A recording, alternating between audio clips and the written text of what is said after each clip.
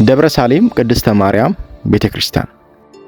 ይህች ንግሥተ ነገሥታት ዘውዲቱ ያሰሯት ቤተክርስቲያን ከህይወት 4 ዓመት ያሰለፍኩባት ነች። ይሄን የሚለው እንግዲህ በምስሉ ላይ የምትመለከቱት ታይ መሐመድ የተባለ ሰው ነው። በቄስ ተማሪነት በቅጥር ግቢው ያለውን የመቃብር ስፍራ የባረኩት በኋላ ፓትርያርክ የሆኑት አቡነ ባስልዮስ ሲሆኑ በዚህ ምክንያት እዚያ መቃብር የሚፈቀድላቸው የተወሰኑ ሰዎች ብቻ ነበሩ። እንደመታደል ሆኖ ከነዚህ አንዷ እናቴ ሙላቷ እንግዳ ወርቅ ዋልኩለት ትገኛለች። የአዋሽ ቤተክርስቲያን በጣሊያን ጊዜ ጽላቱ ተደብቆ ጫካ ውስጥ ሲኖር መምሬ ማሞ አብሮ በሳብል ጓሮ ገደል ተደብቀው ይጠብቁና ይንከባከቡት ነበር። በዚህ ረገድ በድብቅ የሚረዷቸው ግለሰቦች ነበሩ። እኒህ ግለሰቦች በእምነት ሙስሊም ቢሆኑም የክርስቲያኖች ችግር አይተው እርዳታቸውን ከመስጠት አልተገጡም። መምሬ ማሞ በድብቅ የቤተክርስቲያኑ አልባሳት ከተማ ያመጡና እኒህ ግለሰብ ቤት አስቀምጠው ይመለሳሉ። እሳቸው አልባሳቱን በኩሊ ወንዝ አስልከው ያሳጠቡና አልባሳቱን በመጡበት አኳሁን ማለትም በድብቅ ይመልሱላቸው ነበር። ይሄን ወግ የነገሩኝ በቤተክርስቲያን በትርፍ ጊዜ እንደ ዲያቆን ያገለግሉ የነበሩ ባቻቶ ከበደ በቅሌ ተክሌ ነው። ነፍሲ ማርጋሽ ከበደ። ስለ መምሬ ማሞ ሌላ ትዝ የሚለኝ አንድ አጋጣሚ ነው። እኔ ወደ መጋላ ሲሄድ እሳቸው ደግሞ ከመጋላ ወጥተው ወደ ቤታቸው ሲሄዱ ሸብቱ ጠጅ ቤት አካባቢ ተገናኘን።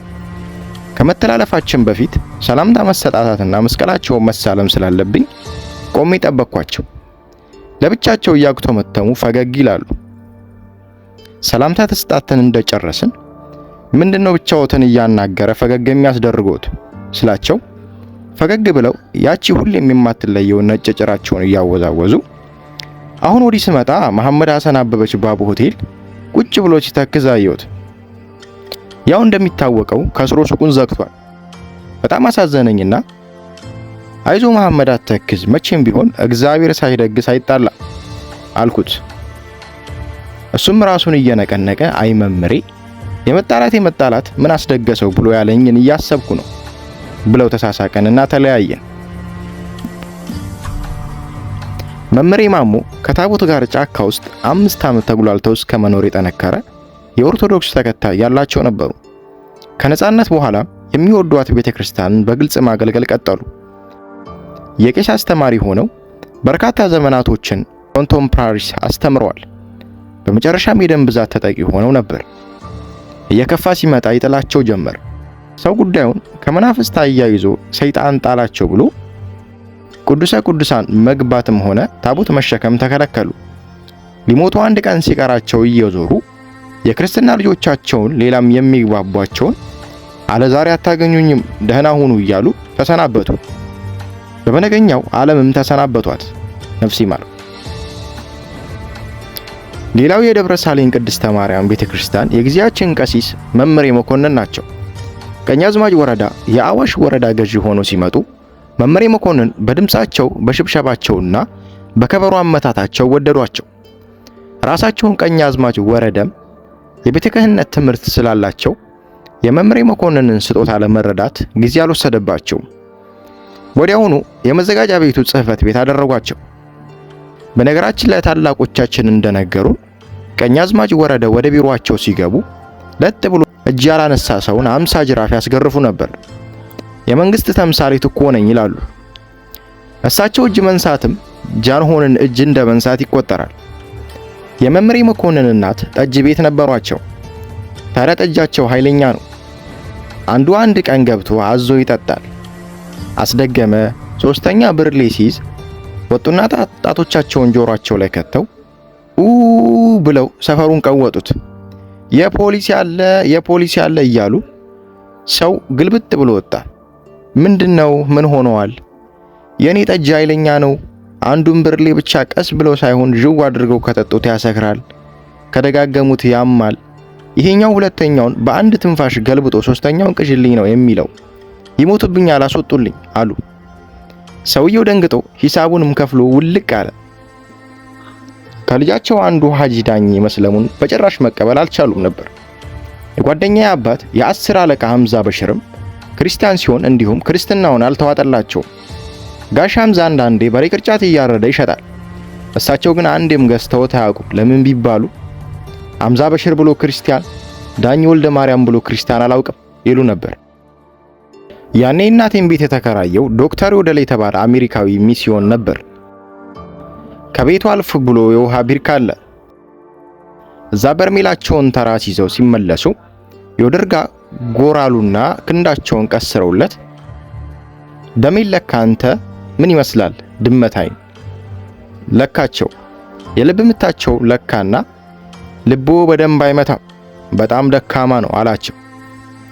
ዝም ብለውት ቤታቸው ሄደው አንድ ብርሌ ጠጅ ገልብጠው መጡና ለምጣም ሶላቶ አሁን ለካስቲ ከትንፋሻቸው ነገሩ የገባው ዶክተር ዝርዝር ውስጥ ላለመግባት አሁን ልክ ነው ማማ አላቸው። ድሮስ ጣሊያን መብል እንጂ ምን ያውቃል ብለው ሂሳቡንም ሳይከፍሉ ወደ ተሞላው በርሜላቸው ሄዱ።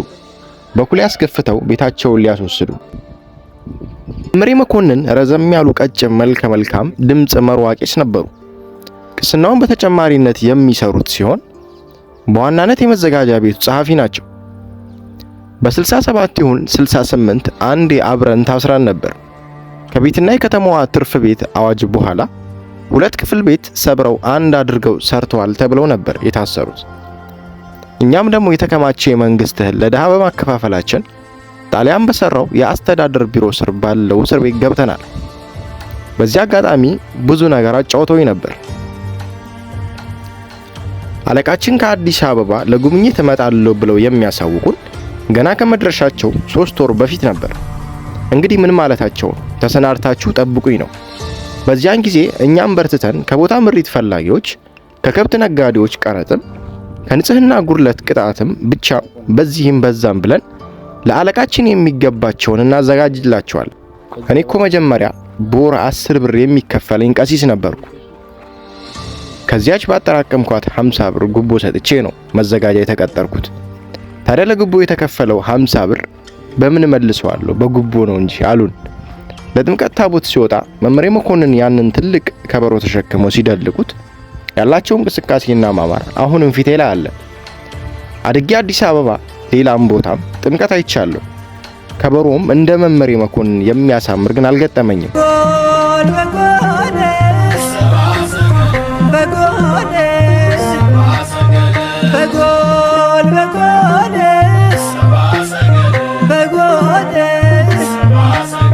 በጎል ሰባ ሰገድ ሰገዱሎቱ በጎል ሰባ ሰገድ ሰገዱሎቱ እኛም ሰገዱለት እያለን እንቀበላቸዋለን። ይሄንን አዘማማራቸውን በጣም እንደምወድላቸው ስነግራቸው መዝሙሩ እኮ የዲያቆኖች ነው፣ ጎበዝ ዲያቆን ስለሌለ ነው እኔ የምዘምረው ብለውኛል። እንኳን ደህና ዲያቆን ጠፋ፣ አለበለዚያማ የመምሬ መኮንንን ጣፋጭ ድምጽ ስንሰማ እናድግም ነበር። ያንን ውብ የከበሮ ንቅናቄያቸውንና ምታቸውን እያየን ባልተደሰትንም ዛሬም በትዝታ ይህንን ባልጻፍንም ባላወራንም ነበር። አንዴ ወርቄ ከምትባል ፋይናንስ ሰፈር ጫፍ ላይ ቡና ቤት ከነበራት ሴትዮ ጋር ይጋጫሉ። ምን እንዳደረጓት እንጃ። አንድ እሁድ ቤተክርስቲያን ምሰሶ ተደግፋ ታማራለች። እመቤቴ የዚህን ቄስ ነገር አታሳይኝም? እንዲህ ሲበድለኝ አንድ አትይኝም? ትላለች እያማረረች። መምሬ መኮንንም ከቤተክርስቲያኑ ወጥተው አንቺ እኔን ነው የምታሳብቂ? እስቲ ማርያም አንቺን ከውጭ የምትለፈልፊው ነው ወይስ እኔ ከቅዱስ ቅዱሳኑ ከውስጥ የምነግራትን ነው የምትሰማኝ? ቆይ ብለው ይገቡና ቆይተው ይወጣሉ። በይ የፈለግሽውን ለፍልፊ፣ እኔ እንደሆነ ከውስጥ እውነትን ነግሬያታለሁ ሲሏት ተሳስቀው ይታረቃሉ። ተሊላ ጫካ በጊዜው በአዋሽ ትልቅ ሆቴል ቤት የከፈቱ ነበሩ። ወደ ኋላ ሞተው ጉራጌ ሀገር ይቀበራሉ። ልጃቸውም አቶ ብርሃኑ ተሊላ በየዓመቱ ሙት ዓመታቸውን እየደገሰ ያበላል። ታዲያ አንዴ መምሬ መኮንን ባሉበት ዘንድሮ ትንሽ ብቻ ነው የምደግሰው፣ 1 6 7 ሰው ብቻ ነው የምጠራው፣ በምትኩ ለነዳያን እመጸውታለሁ ይላል። መቼም 4 ሰው አይደለም 2 ሰው ብቻ እንኳን ቢጠራ አንደኛው እሳቸውን እንደሚሆኑ አልተጠራጠሩም። ይሁንና በነጋታው 8 ሰው ሳይሆን 11 የሚሆኑ የከተማ ዋና ዋና ሰዎች ሲጠሩ እሳቸው ተዘለዋል። ቆይ ብቻ ብለው በየሰው ቤት እየገቡ እንዴ ምን ትሰራላችሁ? ብርሃኑ ተሊላ እየጠበቃችሁ አይደል እንዴ? ትናንት እኮ ነው ንገርልኝ አለኝ። የኔ ነገር የአቶ ተሊላ ሞት ዓመት ነው፣ ድል አድርጎ ደግሷል በሉ በማለት ሰውን ወደ ብርሃኑ ተሊላ ቤት ነዱት። ባልተጠበቀ የሰው ጎርፍ የደነገጠው ብርሃኑ ተሊላ ልጆች እየላኩ ከሉጋንዳ ስጋ እያስገዛ በጥሬ ስጋና በጥብስ ያልጋበዛቸውን እንግዶች ሸኘ። ማጉድ እንደሰራው የገባው ግን ወዲያው ነበር። የሚመጡት ሰዎች እንዴት ናቶ ብርሃኑ፣ እኔ እኮ አሁን ገደማ ነው መምሬ መኮንን ቤት መጥተው ብርሃኑን ጸበል ጸዲቅ መስሉልኝ ብሏል ያሉኝ፣ አረፈድኩም እንዴ እያሉ ሲገቡ መምሬ መኮንን አለመጠራቱን ያስከተለበትን ቅጣት በጸጋ ተቀበለው። መምሬ መኮንን 4 ወንድሞችና አንድ ናዝሪት መምህር የሆነች ጎዝጉዥ የምትባል እህት ነበሯቸው። አንድ ወንድማቸው ዳኝ ወልደ ማርያም የሰለሙ ጊዜ በጣም ተናደው ነበር። ይባስ ብሎ መኮንን ተሳልሞ ሐጂ ዳኝ ሲሆን ግን እያንገራገሩም ቢሆን እውነታውን ተቀበሉት። ይሁን እንጂ ሐጂ ዳኝ ናዝሪት አውራጃው ፍርድ ቤት ስሙን ሐጂ ዳኝ ሙክታር ሊያሰኝ ሲል ከፍርድ ቤት በተቃዋሚ ቀርበው ረተውታል። ለክርክር ናዝሪት ሲሄዱ ከችሎታው መልስ መምህርታቸው ቤት ለምሳ ተጠርተው ሲሄዱ ሐጂ ዳኘው እዛው ነበር። የሌላው ወንድማቸው ልጅ ጴንጤዋ አበበች እንዲሁም ማዕዱን ሁሉንም እንዲያስተናግድ ሆኖ ነበር የተዘጋጀው። እና በዛ በኩል ችግር አልነበረም። ግን ማን ይባርከው? ቀደም አሉና መምሬ በስመ እግዚአብሔር ይትባረክ ብለው ሲቆርሱት ሐጂ ከተለ ብሎ ቢስሚላሂ ራህማኒ ራሂም ብሎ ተከተለ። አበበች እጆቿን ግንባሯ ላይ ተክላ በኢየሱስ ስም የተባረከ ይሆናለችና ሁሉም በሉ። በደርግ ጊዜ ስለ ሃይማኖት ክርክር ሲነሳ በድፍረት በአደባባይ ይሰብኩ ነበር። እስር ቤት እያለን የህብረተሰቡን ድገትና ህግ ልናብራራላቸው ስንሞክር አልተቀበሉንም ነበር። የባሪያ ስርዓት ማህበር ላላቸው ግን ከናንተ ይልቅ በሽር ከሊሉና መኪ ሀቢብ ቢያብራሩት ይሻላል ብለው አሹፈውብናል። በሽር ከሊሉና አቶ መኪ ሀቢብ ቀደም ሲሉ ባሪያ ይሸጡና ይለውጡ ነበር ተብሎ ይወራባቸዋል።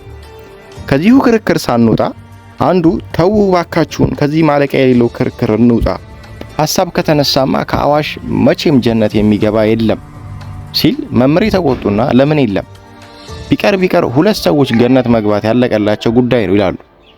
እነማን ናቸው ሁለቱ ብሎ ሲጠይቅ ከእስልምና ሐጂ ዳኜ፣ ከክርስትና መምሬ መኮንን።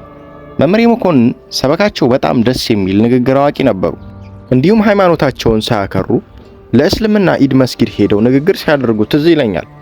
በተለይ ኢድ አልአድሃ ሲሆን በዓሉ የብሉይ ኪዳንን ታሪክ ተከትሎ ስለሆነ ያንን ጠቅሰው ይናገሩ ነበር። አብርሃም አንዱ ልጁ ለእግዚአብሔር መስዋዕት ሊያደርግ ሲል እግዚአብሔር በልጁ ፋንታ እንዲሰዋ በግ ላከለት በመዘከር ነው ኢድ አልአድሃን የሚከበረው በማለት በእርግጥም እስላሞች በዚህ በዓል በግ የሚያርዱት ከዚሁ ተነስተው ነው። በደብረ ሳሌም ቤተክርስቲያን ታቦት ሲወጣ ብዙ የእስላም ልጆች መጥተው ስነ ስርዓቱን ይከታተሉ እንደነበረ የሁላችንም የቅርብ ጊዜ ትዝታ ነው። መምሬ መኮንን አንድ ልጅ ብቻ ነበር ያላቸው። እሱም ተፈሪ ብለው ስም አወጡለት። ተፈሪ መኮንን ያኔ ታዲያ ግሬስ የሚባል ጆሮ ጠቢ ነው ተብሎ የሚታማና የሚፈራ ረዳት ባቡር ነጂ ኢድ ኮንዲክተር ነበር። እና አንድ ቀን መምሬ መኮንን ልጃቸውን ከጎናቸው አድርገው ወደ ለጋሃር ሲሄዱ ከኢድ ኮንዲክተር ገብሬስ ይገናኛሉ። ሰላምታ ተለዋወጡና መስቀላቸውን አሳልሞ ሊሄዱ ሲሉ መምሬ መኮንን ልጆቴ ነው እንዴ ብሎ ጠየቃቸው። አዎ ልጄ ነው ተፈሪ፣ በል በሁለት እጅህ ጨብጠው ጎንበስ ብለህ ይሉታል። መጨባበጡ እንዳለቀ ረዳት ባቡር ነጂው ገብሬስ ተፈሪ ብለው ሲጠሩት ሰማው ልበል ተፈሪ መኮንን መባሉ ነው ሲላቸው መምሬ መኮንንም ፈጠን ብለው በደንብ አልሰማኸኝም ማለት ነው? ተፈሪ ነው ያልኩት ተፈሪ መኮንን አሉ ኮስተር ብለው። በእስር ቤት ቆይታችን ይህንን ጉዳይ አንስቼላቸው ነበር። አየህ ነገሩ እንዲህ ነው። መቼስ ቀዳማዊው ኃይለ ሥላሴ ተፈሪ መኮንን ይባል የነበሩት ከመንገሳቸው በፊት ነው። እንደዛም ቢሆን የእናንተ ስም መኮንን ከሆነ የልጆች ተፈሪ ብላችሁ እንዳትሰይሙት አላሉ። ግን ነጭ ለባሽ ማመን አይቻልም። የሚያወራው ምንም ነገር ካጣ መምሬ መኮንን ልጆትን ተፈሪ ብለውታል፣ የጃንሆንን ስም መሻማቱ እኮ ነው አይመንጠራራት ብሎ ቢያሳብቅብኝስ ማን ያውቃል? በመጨረሻም እንኳን ተከራክሬ ራይትቼ መለቀቅ አይቀርም። ቢሆንም እስኪጣራ ለምን ልጉላላ ብለው አጫውተውን ነበር። ስላዳመጣችሁኝ እጅግ በጣም አድርጌ አመሰግናለሁ።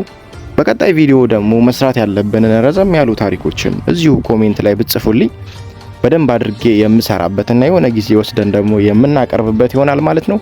እወዳችኋለሁ። ሰላም ሁኑልኝ።